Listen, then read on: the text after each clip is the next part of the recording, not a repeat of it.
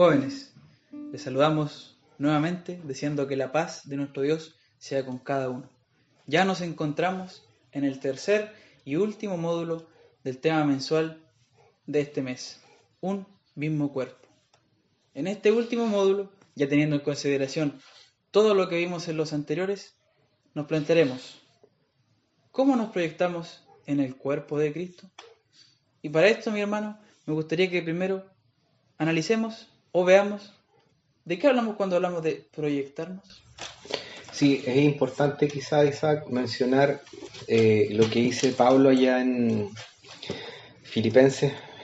Si gusta lo podemos leer. Amén. Para que le demos contexto quizá con un verso de enganche a esto. Amén, el que habíamos señalado, ¿cierto? Filipenses Sí. 3:14.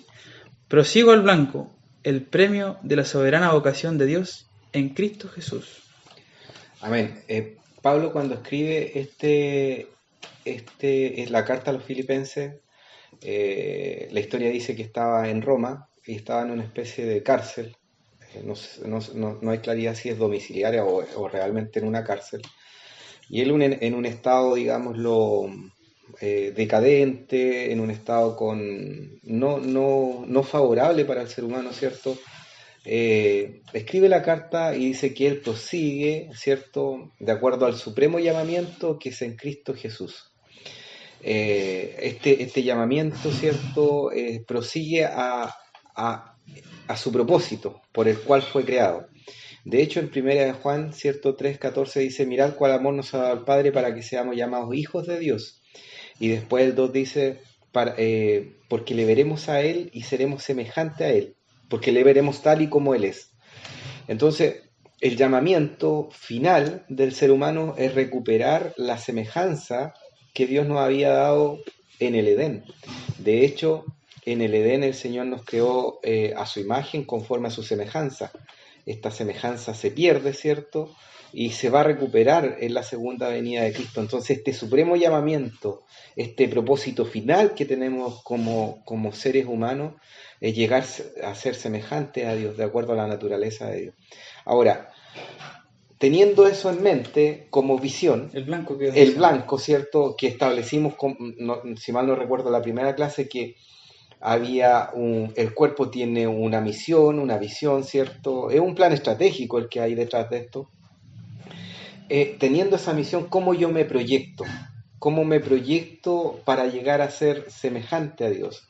O cómo proyecto en realidad mi quehacer cotidiano de sábado en sábado o digámoslo diario, para llegar a este supremo llamamiento finalmente.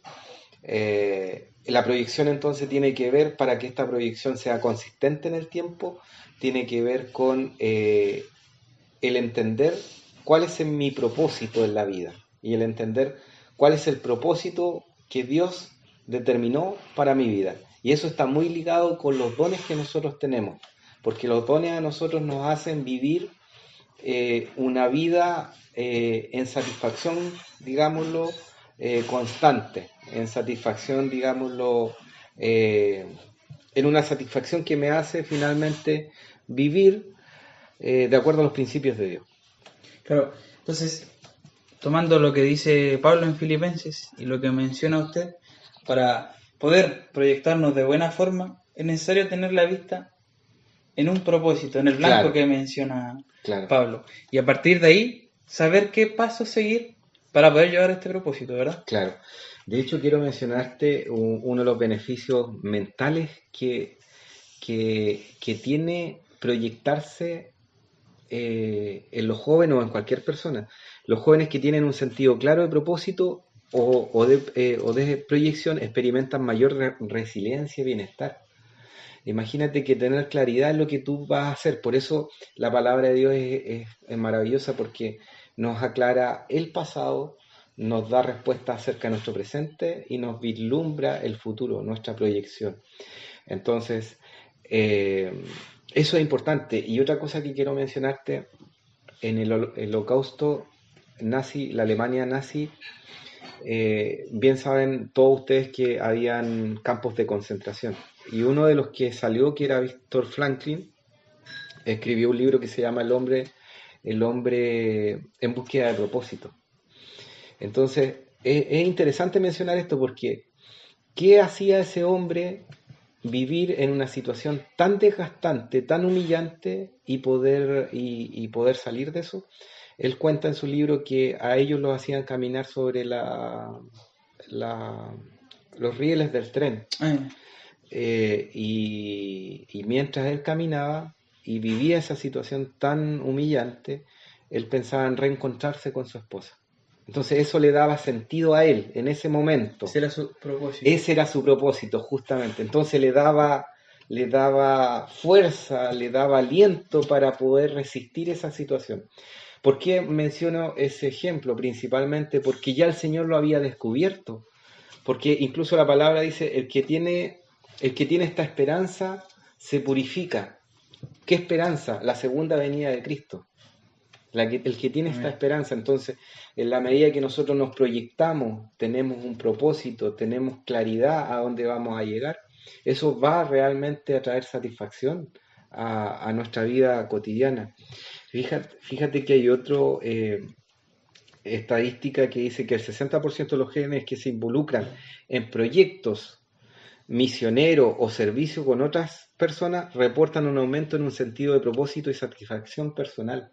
O sea, es tan importante que nos involucremos, ¿cierto?, en un propósito, ya sea de la iglesia y principalmente contextualicémoslo en la iglesia. Es importante que nos sumemos a los proyectos de la iglesia. Amén. Hay fracaso en no proyectarse igual, ¿eh? Hay fracaso. Claro, entonces, teniendo la vista bien puesta en este blanco que menciona Pablo, en este propósito. Sí, ahora recordando mientras lo escuchaba, hermano, hay un texto que menciona que el fin de nuestra fe es el día de la salud de nuestras almas. Hay como teniendo la vista puesta en nuestro anhelo, Claro. no solo en nuestro anhelo, sino en la promesa que el Señor nos hizo de que si somos fieles, podemos llegar a ella. Entonces, en este sentido, mi hermano, para poder empezar a proyectarnos y definir nuestro propósito, es entonces importante que identifiquemos qué cosas nos señalan que estamos bien dentro de nuestra proyección, dentro de nuestro propósito, y cuáles están mal. Claro, claro. Es importante quizás como aterrizar este concepto que es bastante hermoso, lo que plantea Pablo, porque lo habla como un supremo llamamiento. Es interesante aterrizarlo en términos como concretos, en los jóvenes, cómo se proyectan dentro de la iglesia. Hay muchas proyecciones. No todos los jóvenes están llamados a ser pastores, no todos los jóvenes están llamados a ser evangelistas, pero sí hay algunos que sí están llamados a ser pastores, otros evangelistas, otros maestros, educadores, hay otros que están llamados a ser servidores, hay otros que están llamados quizás a hacer un aporte a la sociedad desde la iglesia. Yo represento a la iglesia israelita en la sociedad. La proyección es infinita, infinita, de acuerdo a una multiculturalidad de dones que el Señor nos entrega. Entonces, es muy importante recalcar que el joven pueda reflexionar cuál es su don, porque es importante hacer la introspección. ¿Qué es lo que Dios me ha dado? Y el joven no puede decir Dios no me dio nada, porque a todos nos dio algo. A todos nos dio algo. Es importante descubrirlo y proyectarse en función de eso, porque eso va a traer bienestar en la vida cristiana del joven. Es importante que lo puedan vislumbrar. Amén. Entonces, para ver si estamos yendo bien, entonces dentro de nuestra proyección en el cuerpo de Cristo, podemos decir que algo que nos señala o que nos depare bien, que es si vamos bien o no, es algo que ya habíamos mencionado. Si estamos viendo el don que el Señor nos ha dado dentro de este llamamiento, dentro de esta pertenencia, y si lo estamos dando uso a esto, ¿cierto? Amén, sí, es importante porque hacer producir o hacer trabajar el don que nos dio es un indicador, de que yo estoy de alguna manera cumpliendo con la función, que estoy siendo la herramienta que Dios quería que fuera en esta tierra. Entonces es súper importante hacer esta reflexión de los jóvenes y hacer digámoslo,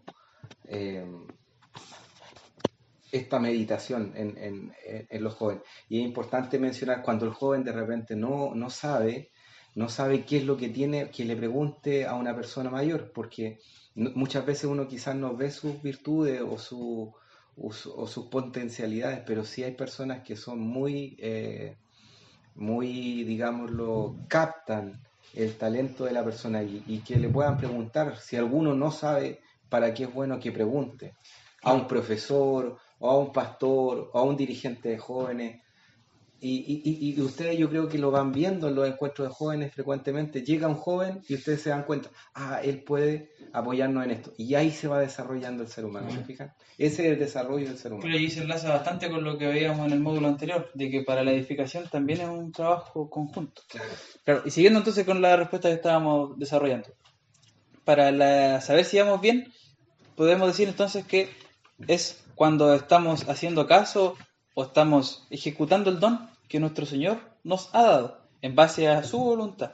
Entonces, en base a eso, ¿cuándo decimos o podemos identificar que nos estamos proyectando de mala forma? Podríamos decir entonces que es cuando no estamos haciendo caso a la voluntad de nuestro Dios, cuando estamos haciendo oídos sordos quizás al don que Él nos ha dado. Sí, de hecho, podría ser un indicador de que nuestra proyección no es sana, digámoslo, es cuando yo quiero satisfacer mis deseos, digámoslo, terrenales, podríamos decir. Si yo quiero satisfacer, por ejemplo, un deseo terrenal en la iglesia, ya estoy desviándome de mi verdadera proyección o del propósito por el cual fui llamado. De hecho, y aquí es importante puntualizar esto, muchas veces para que este propósito, digámoslo, emerja en su real dimensión, la persona va a tener que de alguna manera padecer algún padecimiento, valga la redundancia. Tenemos, por ejemplo, Esther en el periodo persa. Ella fue retirada de su familia, muy jovencita, y el propósito final era salvar al pueblo judío de la matanza persa. O tenemos también el ejemplo más atrás, el ejemplo de José, fue retirado también de su familia, dolor, ¿cierto?, para salvar a muchos. Y el ejemplo de Jesús, que son narrativas bíblicas paralelas.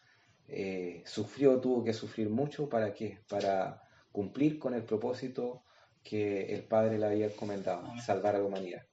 Entonces, quiero puntualizar esto con la ayuda del Señor. El poder cumplir con nuestro propósito implica una satisfacción porque hago lo que me gusta hacer, pero paralelamente pueden haber padecimientos, porque el propósito final está ligado también con el refinar al ser humano.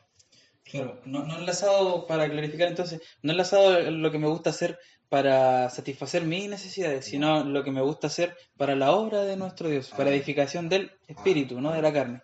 Amén. Entonces, hermano, para ya ir dando cierre y concluir y analizar lo que hemos visto en este módulo.